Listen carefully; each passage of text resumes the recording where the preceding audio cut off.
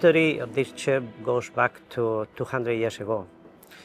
In this month of June the 30th, 2025, we are celebrating 200 years of the presence of some Christians here. Actually, the first church that was built here was a small one. It was built in 1853, so small that the population grew bigger and bigger, so that initial church was pulled down to give space to this big church that was built, as that plaque over there commemorates, in 1912. There are people coming here to pray or to worship, people from different countries, and they find themselves very much at home here. Even many people, wow, this is European church. Well, because the style is European, no? But in reality, it's a very cosmopolitan church, as also the society in Singapore is very cosmopolitan. We cannot avoid that.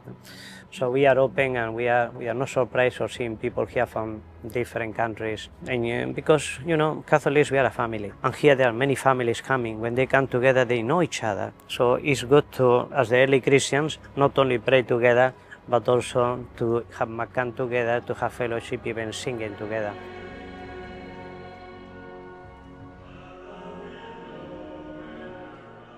I think the most special thing about St. Joseph's Church, it has this sense of aura, but in a very positive way. It draws people in. I think just the Gothic structure and the very ecclesiastical sort of persona that the church somewhat possesses. I think I said, oh, wow, because I think I wouldn't be someone who would go into a church and say, oh, wow, but I think there was something so cinematic about the church. It was very European, you know, it was a piece of Europe in Singapore, I feel. So I remember the church was pretty run down.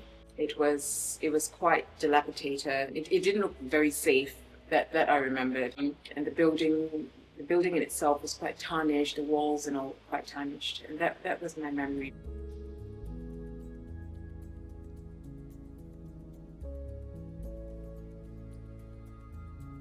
It started in 2016 because there was a large crack on the walls of the church. The choir loft, where you saw the choir singing, it was not safe. They suspect that there were termites inside there. The wood was not good enough. There was a very big tree outside towards the currently is the SLA land.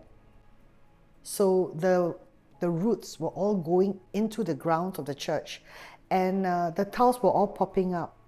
And then you could see that you're not walking straight to the altar. It was like a slope going up and down. So it was hazardous in that sense.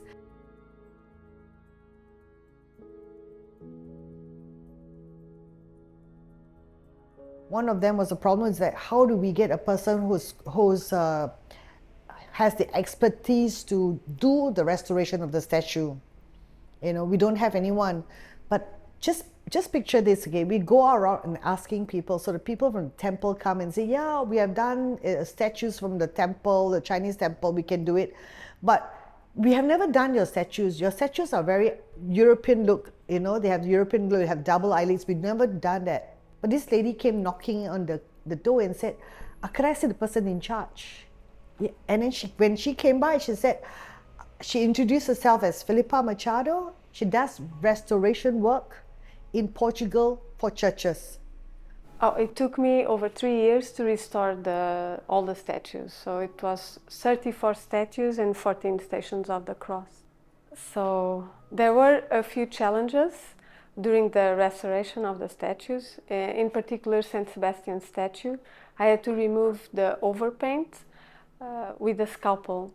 So you can imagine a very slow process, very detailed, to make sure it didn't damage the original paint layer.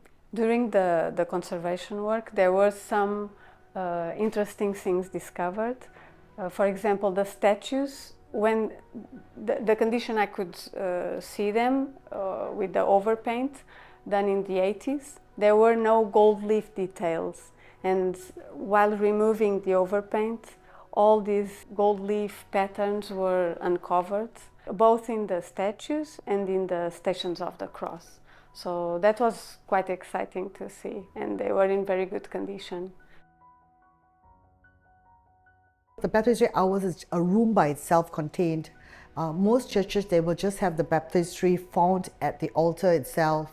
But ours is unique because we really have it there. So why not keep it there? It's not a renovation, it's more of a restoration to preserve the history.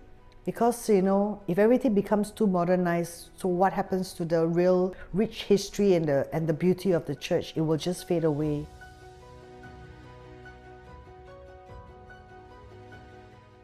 We opened doors on the 30th of June 2022, and it was exactly 110 years since this church, as this building, was blessed for the first time. Imagine at that time we are coming out of COVID, but still the church has been always full. Our masses, even the response every day is quite good. I was very amazed to see the restoration, but everything is still the same. The pews, the altar, everything is the same except the altar table, which is changed into a marble table. Before it was wood. So everything else is the same, and I feel so home, and it's like never wanting to leave this place. It has been attracting a lot of people coming to this church, and they feel a presence and they feel comfortable, and they've always been drawn back to this church. To describe St. Joseph's Church, I think one of the most beautiful churches in Singapore. The stained glass, the floors, everything is quite unique to Singapore. It's like a home to me. It's a beautiful place to be in, and it's very Gothic. I just love it. I think it lights up Victoria Street, if you ask me. I think it's the only building that looks like it doesn't belong there in that sense, because every other building on the street is a modern, urban, rectangular-looking building, and then you walk through and you walk past Victoria Street and you come to St. Joseph's Church, and it just looks like a fish out of water, but in such a beautiful way. A church is a living thing. It grows, it doesn't die, it will keep on growing.